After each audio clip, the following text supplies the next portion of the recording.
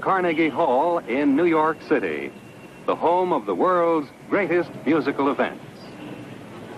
Today's event is one in a series of New York Philharmonic Young People's Concerts under the musical direction of Leonard Bernstein.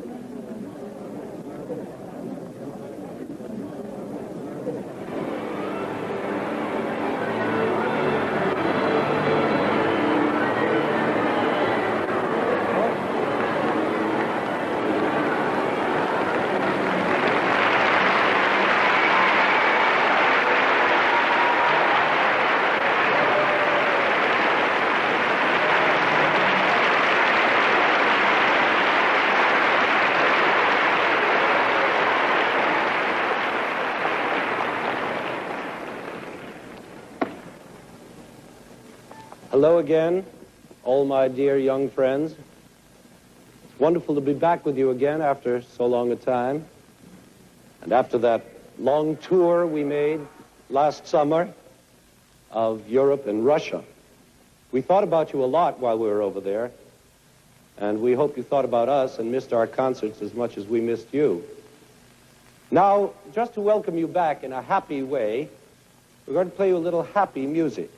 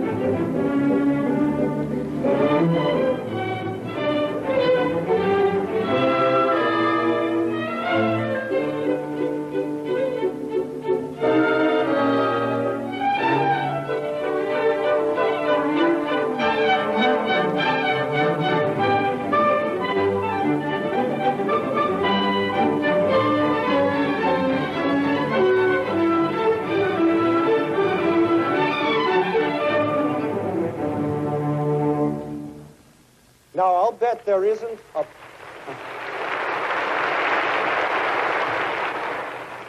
I'll bet there isn't a person in this whole Carnegie Hall who knows what that music is.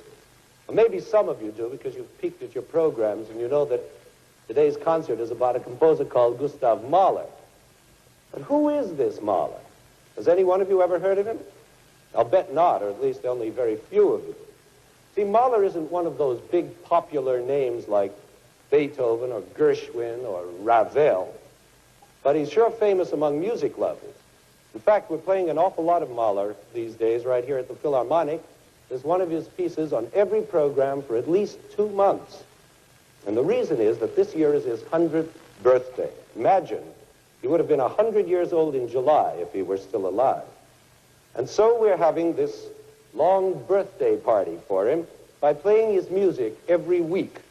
And I thought, why shouldn't you all be invited to this party too and celebrate with us?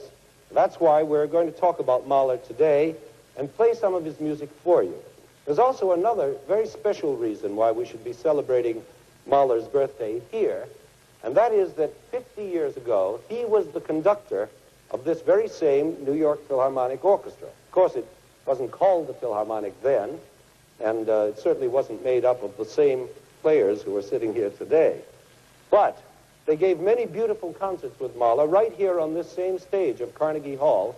And I'm very proud to stand here on the same stage with the same great orchestra because Mahler was one of the greatest conductors that ever lived. Of course, I never heard him conduct myself, but everyone who did hear him said he was simply marvelous. Now, there are some people, a lot of them, who say that Mahler may have been a very fine conductor, but he wasn't so hot as a composer. Some people say that Mahler's own music sounds too much like all the composers he used to conduct, like Mozart and Schubert and Wagner and all the other composers belonging to his German tradition, and that he just remembered their music and imitated it when he wrote his own. They say that anyway, a conductor's head is too full of everyone else's music, so how can he write original stuff of his own? Naturally, I don't agree with these people at all. I think Mahler's music is terrific and very original, too, and I'm sure you'll agree when you hear it. And still, I admit it's a problem to be both a conductor and a composer. There never seems to be enough time and energy to be both things.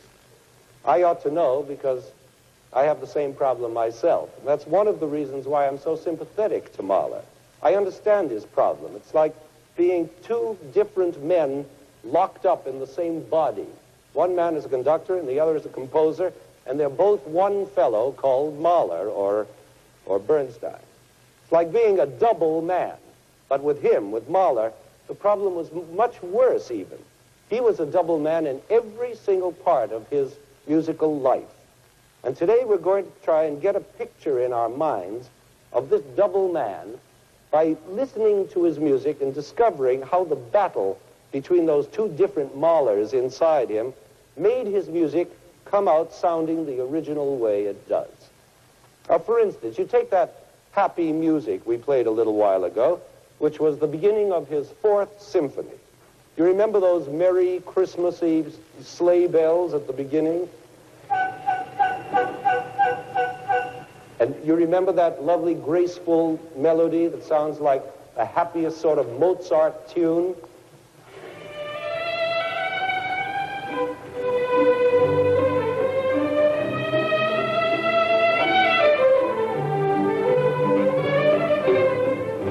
And you remember this other gay tune, which is full of high spirits, like when you whistle, when you feel on top of the world?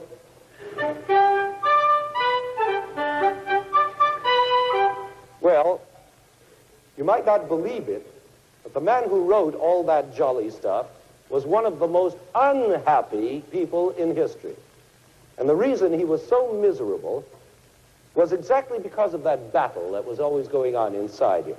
In this very same symphony, which is so happy and so delightful, every once in a while you will hear this sad, crying voice, the other Mahler's voice, as if his heart were breaking, right in the middle of all that happiness and gaiety, like this part in the third movement of this symphony.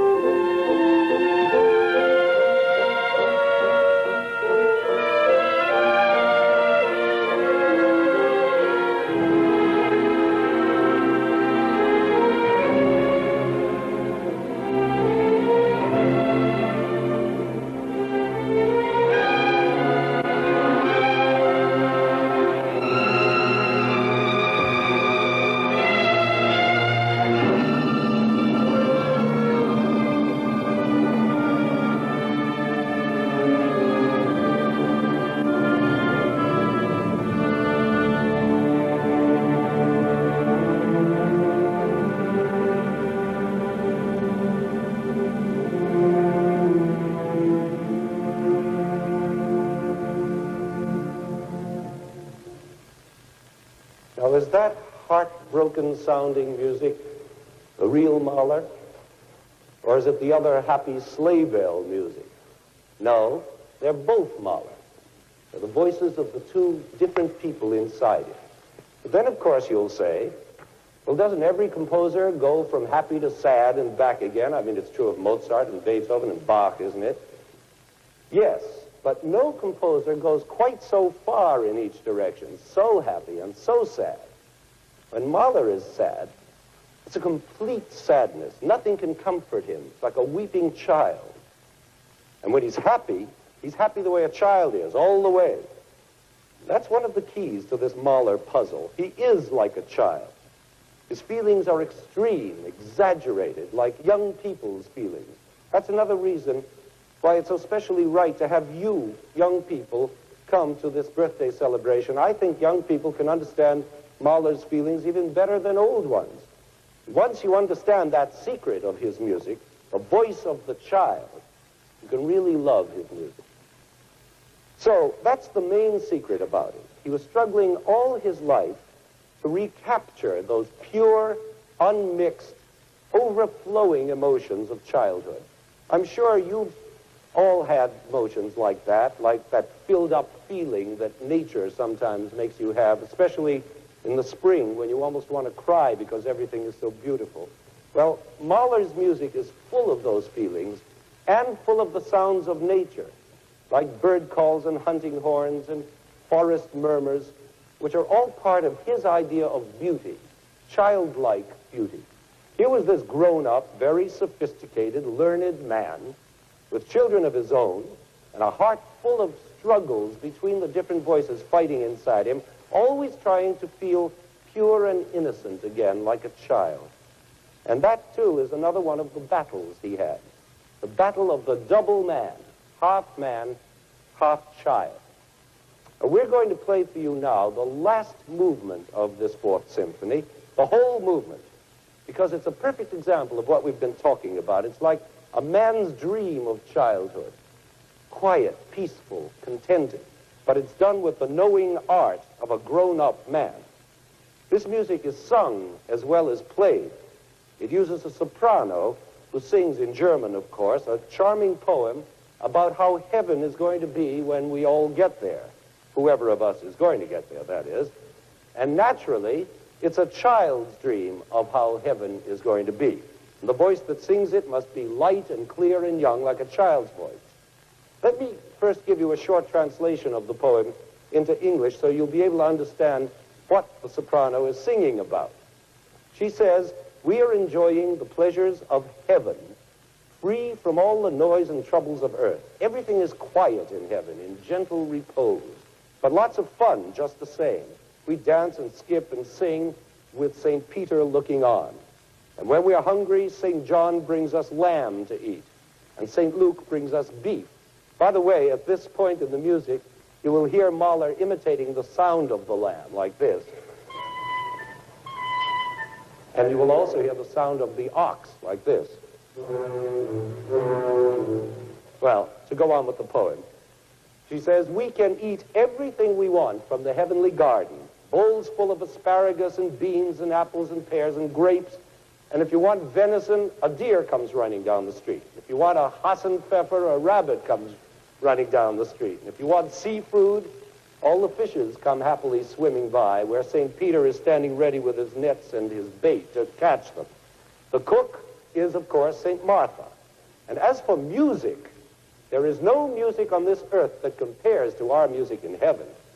St. Cecilia and all her relatives are marvelous musicians, and the angels' voices cheer up our spirits, and everything lives for joy. Everything is joy."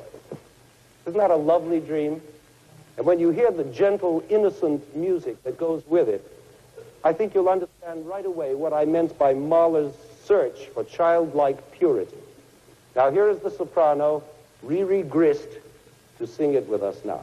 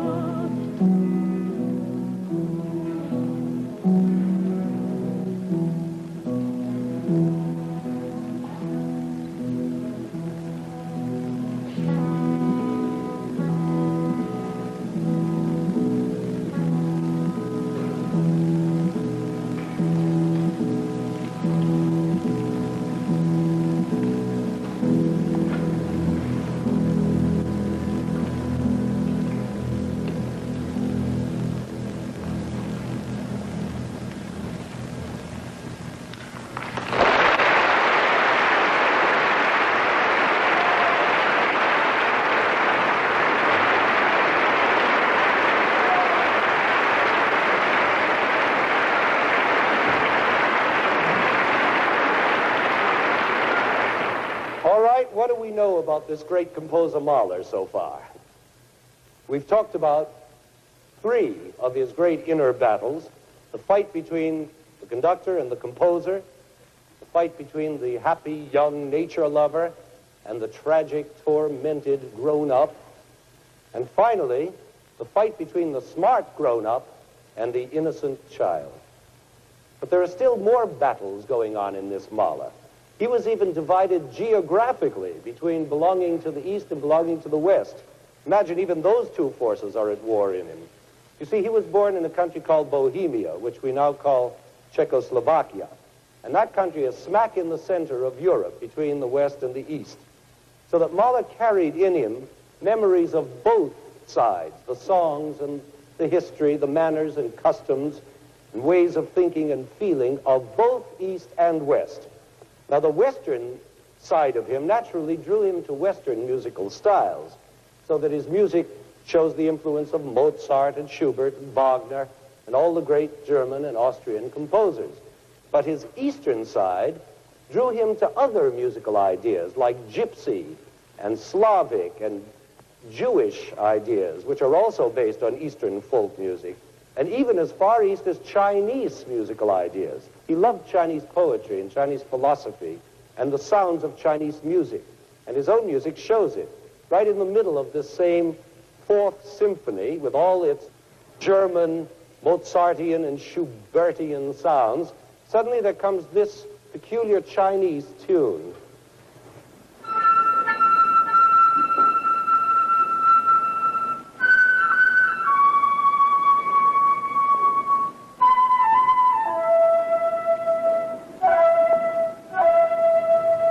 Now imagine that absolutely primitive Chinese tune in the middle of a big Austrian symphony. And the strangest thing is that when Mahler, after writing 8 big Austrian symphonies, came to write his greatest and best-known work, The Song of the Earth, he based that whole long piece on, of course, Chinese ideas. The Song of the Earth is a big symphony which is sung from beginning to end by 2 voices that take turns. We're going to hear a part of it now, a song for the tenor soloist called Youth. Now, the words of this song are based on an old Chinese poem which describes a beautiful scene of young Chinese friends sitting in a garden summer house made of green and white porcelain, very pretty, drinking and chatting in their silk robes, while in the brook outside, you can see the whole picture reflected upside down in the water. The friends, the summer house, the garden, the bridge, all upside down.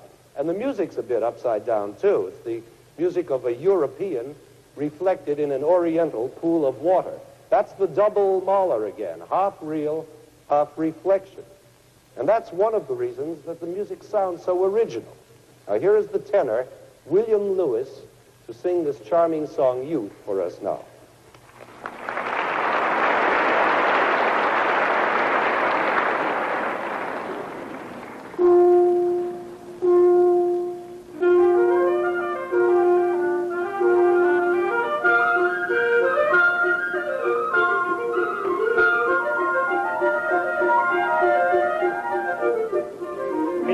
In dem kleinen Teiche steht ein Pavillon aus grünem Buchhaus bei Porzellan.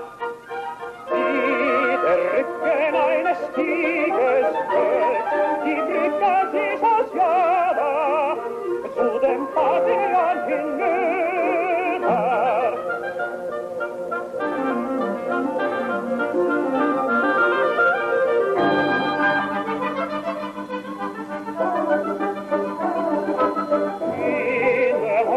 Sitzen kleine, schöne kleine Kriegen, plaudern, manche schreiben Versen nieder.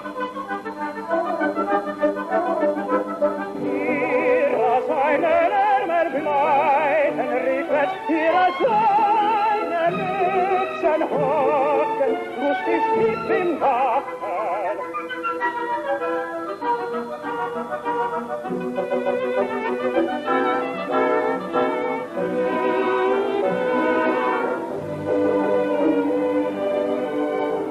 Auf des kleinen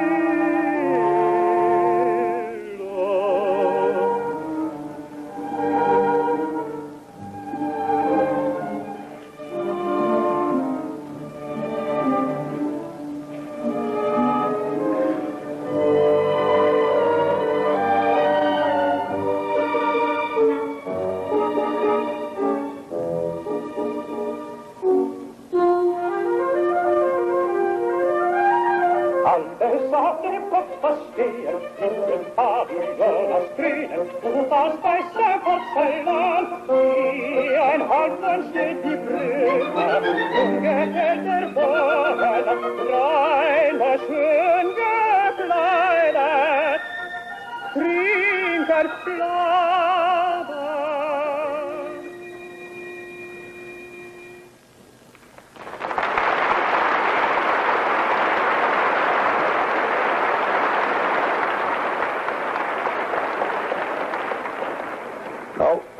By now, you must have noticed something very special about all these symphonies of Mahler, the fact that so many of them use voices in addition to the orchestra.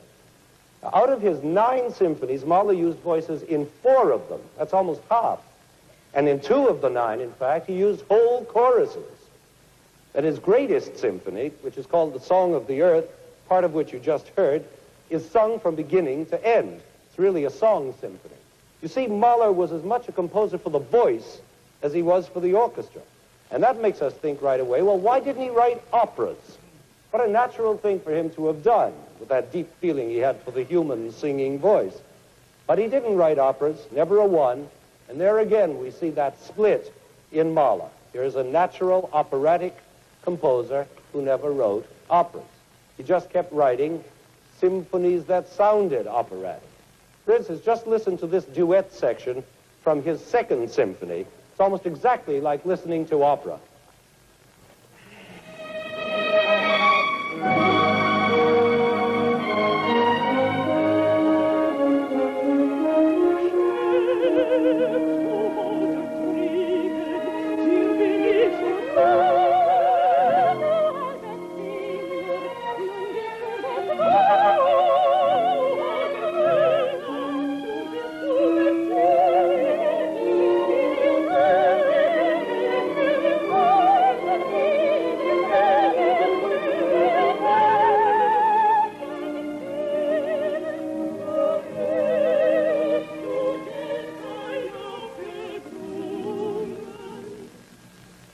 That's really operatic.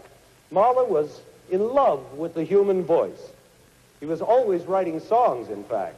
And many of his own songs he used in his symphonies, even without a voice singing. Like the songs in a collection called The Boy's Magic Horn, which is a series of sort of folk songs about childhood and childlike dreams.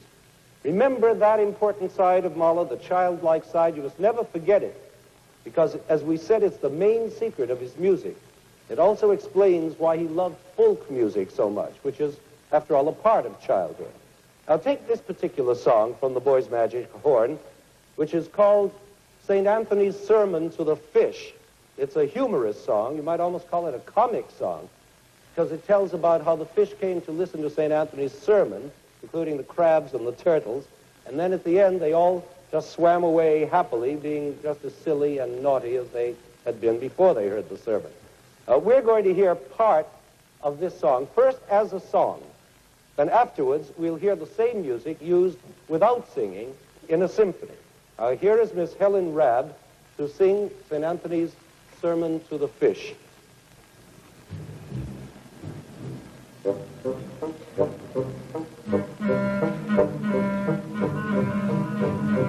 Antonius profetet, dir Papet lebt, geht vor die Füße und predigt den Fischen, erschlagen mit den Späten im Sonnenschein glänzen, Sonnenschein glänzen, sie glänzen, glänzen. Die Harfen mit Rogen, dein Haar ihr verzogen, ab Boiler aufrissen, ab woher beflissen.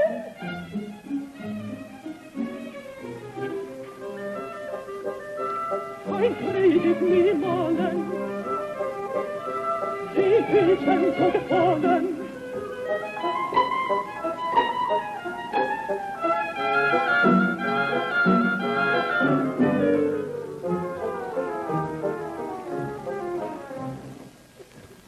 And now,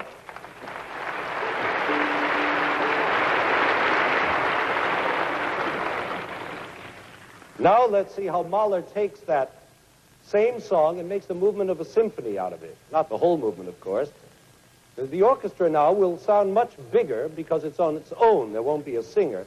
And the music is bigger, too, more developed, more symphonic. You remember that program we did last year about development and what makes music symphonic? Well, if you do remember it, you'll understand how that little comic song we just heard has now developed into a great symphonic scherzo. Listen to this part from it.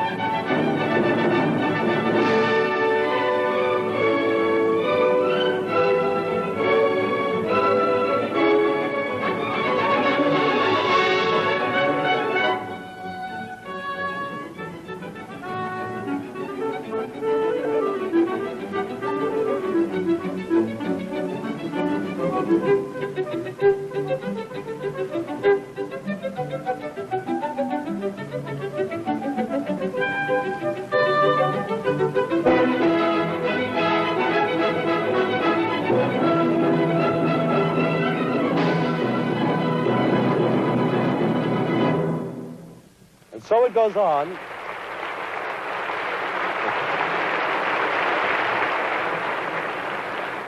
Goes on and on for a much longer time. But what a difference between this and the singing version we heard just before. See, in this music, also, we can see again the double Mahler in still another way.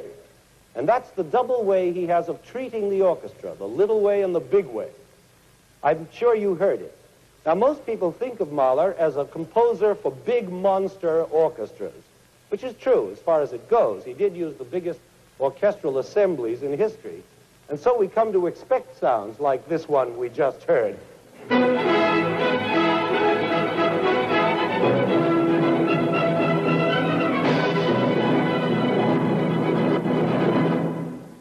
But just as often as not, he does exactly the opposite and makes wonderful new sounds with just a few instruments like chamber music, like this passage we just heard a bit earlier.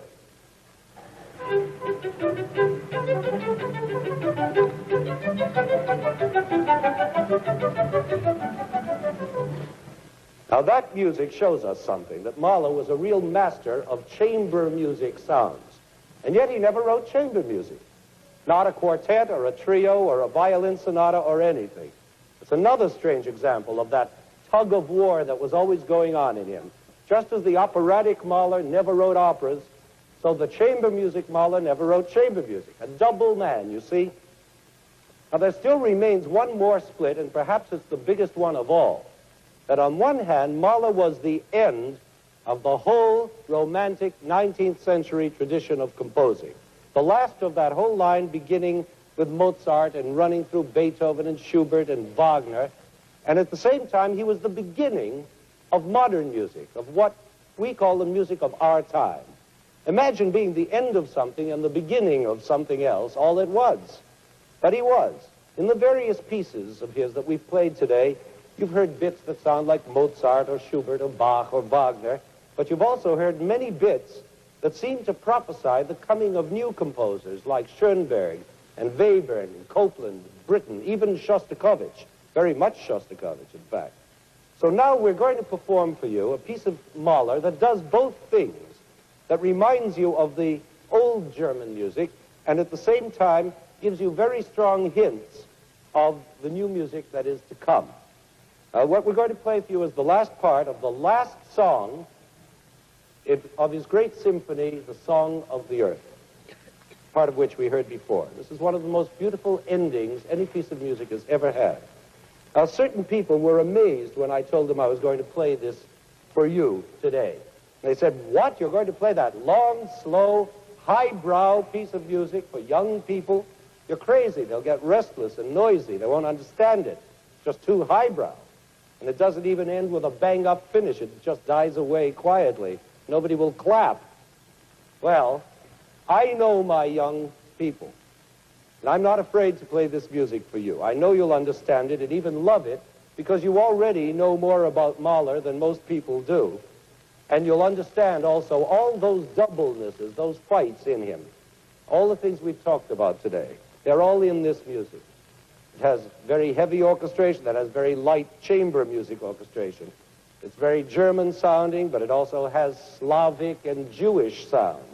It gets very complicated, and then it gets childishly simple. It even has bird calls in it. It sounds sometimes like opera, sometimes like a simple folk song. And it's very Chinese, especially in the orchestration, which uses harps and mandolins and celestas and all things calculated to make a delicate oriental sound. Now, just one more word before our contralto, Helen Rabb, sings it for you. I want to tell you sort of what it's about. This last song is called The Farewell. It comes from an old Chinese poem describing a person who is saying farewell to the world. But at the very end of the poem, the singer says, "This beautiful world blooms again every spring over and over forever." That means the promise of everlasting life at the end of life. But it means something else, too. It is like Mahler's own personal farewell to the old romantic kind of German music, as if he knows it's all over, and now must begin a new kind of music, which he begins right then and there, and it comes out sounding very original. But at the same time, he doesn't want to say goodbye to the old music. He loves all that Wagner and Schubert so much. So he says goodbye sadly, unwillingly, so that at the end of the piece, when the singer says the German word ewig, meaning forever, she sings it over and over again, as if not wishing to let go of this beauty. Ewig, ewig, and then again and again, ewig, so that finally the music dies out on this word without seeming to end at all.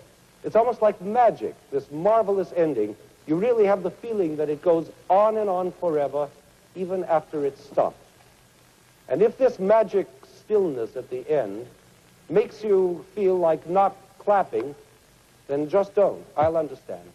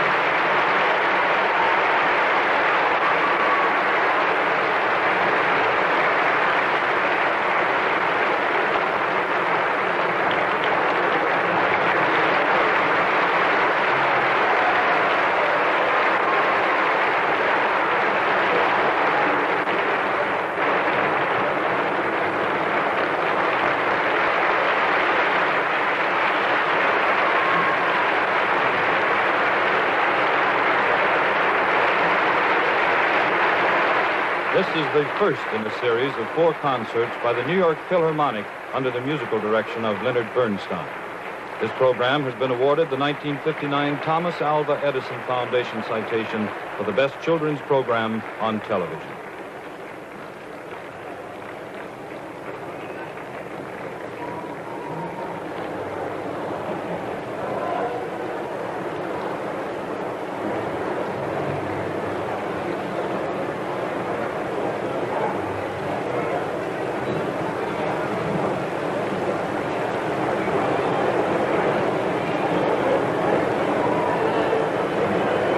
This program was recorded at Carnegie Hall in New York City and was produced and directed by Roger Englander.